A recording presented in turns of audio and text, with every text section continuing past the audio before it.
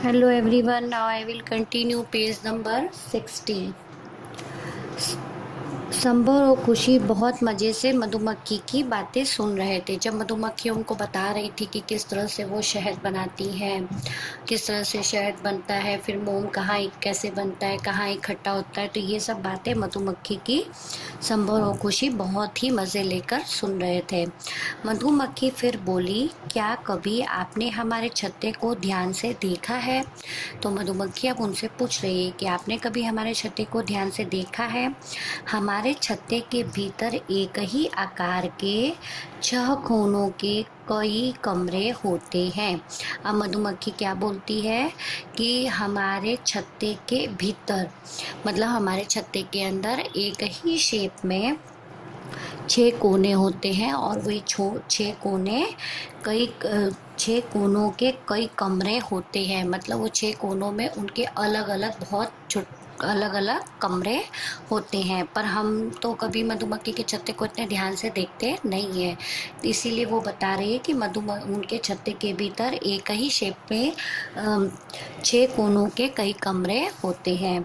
इन कमरों में ही हम मधु एकत्रित करती हैं। वो जो कमरे होते हैं उसी के अंदर वो शहद इकट्ठा करती हैं, जो वो फूलों के अंदर से रस लेके जाती हैं, और लार से मिलकर उनका जो लार और रस मिलकर शहद बनता है, वो शहद वो फिर कहाँ इकट्ठा करती हैं? वो उनके छत्ते के अंदर जो 6 कोनों के अंदर जो कमरे होते हैं, वो कमरों के अंदर इकट्ठा करती हैं। बाकी कमरों में रानी मक्खी अंडे देती है, जिससे हमारी संख्या बढ़ जाती है, और बाकी के जो कमरे बचते हैं उन कमरों में रानी मक्खी अंडे देती है, यानी अंडे के अंदर से उनका दूसरा मधुमक्खी न्यू बॉर्न बेबी उनका बॉर्न करता है। तो दूसरे कमरों में रानी मक्खी अंडे देती है, और इस तरह क्या होता है, जिस तरह वो जैसे जैसे अंडे देती जाती है उस तरह उनकी जो संख्या है, यानी मतलब उसमें से एक नया मधुमक्खी निकलता जाता है, तो वो उनकी उसमें छत्ते में उनकी जो संख्या है वो बढ़ जाती है, मतलब धीरे धीरे वो मधुमक्खियाँ उसमें ज़्यादा होती जाती हैं। हमारे एक ही छत्ते में लगभग 50,000 से 60,000 तक मधुमक्खियाँ रहती हैं। अब मधुमक्खी क्या बोल रही है कि हम लोग का छत्ता तो एक होता है, लेकिन उसमें लगभग 50,000 से 50,000 से 60,000 तक मधुमक्खियाँ रहती हैं एक साथ झुंड बनाकर। हम मधुमक्खियाँ खट्टा मीठा सभी प्रकार का स्वाद आसानी से पहचान लेती हैं। अब मधुमक्खियाँ क्या कर रही हैं कि वो तो फूलों के ऊपर बैठती हैं, तो फूलों का रस तो मीठा होता है, लेकिन इसके अलावा वो खट्टा रस भी मीठा सभी प्रकार का जो भी स्वाद होता है वो सभी स्वाद को आसानी से पहचान लेती हैं। जब कोई शत्रु हमारी ओर आता है, तब हमारे अंदर से एक विशेष प्रकार की शारीरिक गंध निकलती है। अब मधुमक्खियाँ जो उनकी जो फ्रेंड्स जो अगर दूसरी मधुमक्खियाँ होती हैं उनको तो वो पहचानती हैं, तो वो उनके शत्रु नहीं होते, लेकिन उसके अलावा अगर कोई मधुमक्खियों के छत्ते की ओर आता है, कोई भी इंसेक्ट्स हो गया, कोई भी बर्ड्स हो गया, तो वो उनको उनका शत्रु ही लगता है, या कोई इंसान हो गया।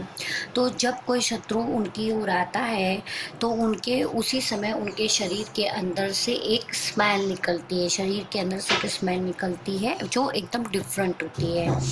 इससे हम सभी मधुमक्खियों को शत्रु के आने की सूचना मिल जाती है, और वो जो उनके शरीर के अंदर से जो स्मेल निकलती है, वो स्मेल आने से वो अलर्ट हो जाती हैं कि हमारे छत्ते के आसपास कोई शत्रु आ रहा है, और हमारे आसपास की सभी मधुमक्खियाँ सतर्क हो जाती हैं। और इस तरह जब उन्हें पता चल जाता है उनकी शरीर के अंदर की जो स्मेल होती है उससे, तो वो सारी मधुमक्खियाँ एक दूसरे को उनको सबको पता चल जाता है, तो वो सब एक दूसरे को अलर्ट कर देती हैं, और वो सब अलर्ट यानी सतर्क हो जाती हैं। अपने बचाव के लिए हम अपने शत्रु पर ढंग से आक्रमण करती हैं, और फिर सब इकट्ठा होके फिर क्या करती हैं, देखती हैं कि जब कोई शत्रु उनके छत्ते को नुकसान पहुंचाने की कोशिश करता है, तो फिर वो डंक से उसके ऊपर हमला करती हैं। हम बहुत ही उपयोगी जीव हैं। मधुमक्खी बता रही है कि वैसे तो हम बहुत ही काम की चीज़ें, बहुत ही उपयोग में आने वाले हम मक्खियाँ हैं। क्या आप जानते हैं कि पुराने ज़माने में जब तिजोरियाँ नहीं होती थी तो लोग अपना बहुमूल्य सामान अपने द्वारा बनाए छत्ते में छिपा कर रखते थे ताकि कोई उन्हें चुरा ना पाए। अब मधुमक्खी क्या बता रही है कि मधुमक्खियाँ छत्ता तो बनाती हैं, इसके साथ साथ वो शहद भी देती हैं और उनमें से मोम भी जो वैक्स मिलता है वो भी उनके वहाँ से ही मिलता है। जो फूलों का पार्ट उनके बॉडी में चला जाता है पेट में और फिर थैली में इकट्ठा करके वो मोम भी हम ले सकते हैं उनके पास से। लेकिन इसके अलावा एक चीज़ ये भी है कि जब पहले के समय में राजा महाराजा रहते थे तो उनके पास तिजोरी नहीं होती थी। जैसे अभी हम लोग के घरों पे अलमारी होती है तो उसमें हम चाबी लगा के ताला के अंदर रख सकते हैं कुछ भी चीज़ें। लेकिन उस समय तिजोरियाँ बहुत नहीं होती थी, तो लोग क्या करते थे कि उनके पास जो भी कीमती चीज़ें होती थी, हीरा मोती जवाहरात सोने की जो भी चीज़ें होती थी कीमती चीज़ें, वो कीमती चीज़ों को वो उनके छत्ते के अंदर वो छिपा देते थे। क्योंकि सबको पता है कि इस छत्ते के अंदर तो कोई भी जाएगा नहीं और जाएगा तो मधुमक्खियाँ उनको काट लेंगी।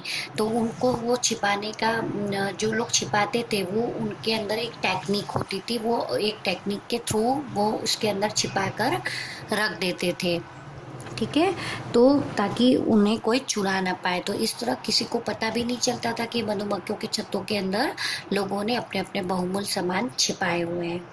हम हमसे ही आपको मधु एवं मोम प्राप्त होता है, यानी वो यही कह रही हैं कि हमारे अंदर से ही आपको शहद यानी मैंने बताया था आपको कि जो कमरे हैं वहाँ पे वो फूलों का शहद जो इकट्ठा बन जाता है वो इकट्ठा करके वहाँ रखती हैं। तो जब मधुमक्खियों के छत्तों को तोड़ा जाता है तो उनमें से ही हमें शहद मिलता है और मोम भी मिलता है। यह मधु बहुत ही पौष्टिक एवं स्वादिष्ट होता है। तो जब मधुमक्खियों के छत्तों को तोड़ा जाता है तो उसके अंदर से जो शहद मिलता है वो बहुत ही अच्छा और स्वादिष्ट होता है, एकदम खाने में बहुत मीठा होता है। मोम का प्रयोग मोमबत्तियां बनाने तथा सौंदर्य प्रसाधनों में भी किया जाता है। अब मोम जो मिलता है उसका यूज़ ज़्यादातर कैंडल्स बनाने में होता है, जैसा मैंने आपको पहले बताया था। और जो भी कॉस्मेटिक की चीज़ें होती हैं जैसे कि हमारा साबुन है और भी बहुत सारी चीज़ें, तो उनमें कुछ वैक्स के पार्ट डालकर ये कॉस्मेटिक चीज़ें भी बनाई जाती हैं। तो बच्चों, देखा आपने मैं कितनी उपयोगी और परिश्रमी जीव हूँ। मधुमक्खी उन दोनों को बता रही है कि संभव और खुशी को कि आपने देखा कि हम लोग कितने यूज़फुल आपके लिए है, कितना आप हमारे अंदर से आपको कितनी चीज़ें मिलती हैं। तो इस तरह हम आपके लिए बहुत ही यूज़फुल हैं। तो हमारा यहाँ पे स्टूडेंट 60 पेज नंबर यानी कि एक्सप्लेनेशन ख़त्म होता है चैप्टर नंबर 8। मैं हूँ मधुमक्खी। तो नेक्स्ट वीडियो में in our next video I will continue page number 61। Thank you.